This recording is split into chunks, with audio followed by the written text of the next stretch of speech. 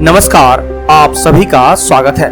आज हम बात करते हैं क्या है लोकसभा और राज्यसभा में अंतर। जानिए दोनों सदनों के विशेष शक्तियों के बारे में सब कुछ। तो अभी तक आपने इस चैनल को सब्सक्राइब नहीं किया है तो अभी कर ले और हाँ, घंटी के बटन को अवश्य दबाएं ताकि अगले वीडियो की जानकारी आप तक आसानी से पहुंच सके। दोनों सदनों का लोकतंत्र की इस प्रणाली में काफी महत्व है। तो आइए जानते हैं लोकसभा और राज्यसभा के बीच क्या क्या अंतर है और क्या क्या विशेष शक्तियां दी गई है। भारतीय संसद प्रणाली को मुख्य तौर पर 3 भागों में बांटा गया है।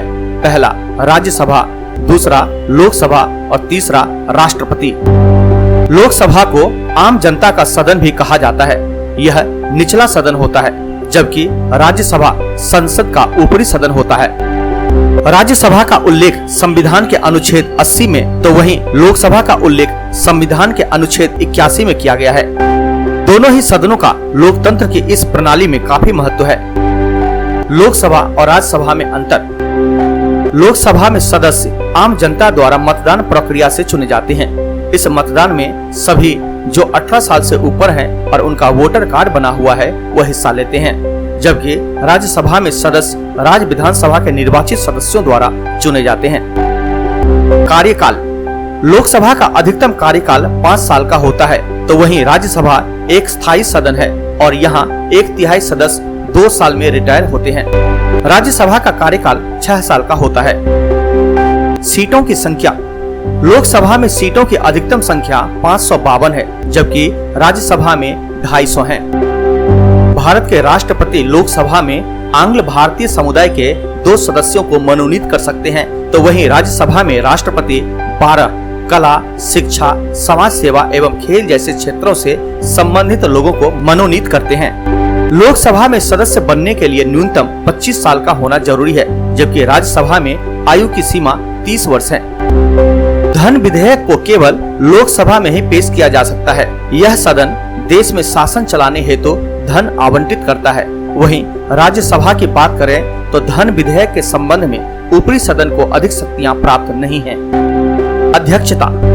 लोकसभा के बैठकों की अध्यक्षता लोकसभा अध्यक्ष करते हैं, जबकि राज्यसभा में अध्यक्षता उपराष्ट्रपति करते हैं। दोनों सदनों की शक्ति की बात की जाए तो कई मामलों में दोनों का अधिकार एक समान है, तो वहीं कई मामलों में एक दूसरे से ज्यादा या कम। समान अधिकार।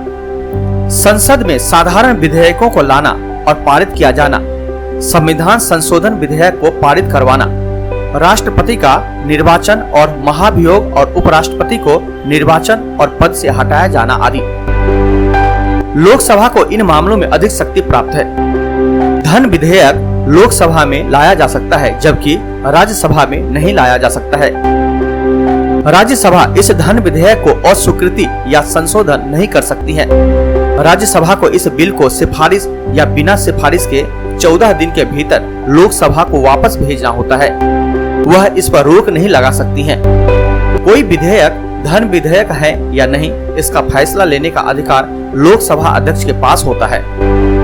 राज्यसभा सिर्फ बजट पर चर्चा कर सकता है, उसके अनुदान के मांगों पर मतदान करने का अधिकार नहीं है। राष्ट्रीय आपातकाल समाप्त करने का संकल्प लोकसभा द्वारा पारित किया जा सकता है। राज्यसभा की विशेष शक्तियाँ। 2 शक्तियाँ ऐसी हैं जो राज्यसभा के पास तो हैं, लेकिन लोकसभा के पास नहीं है।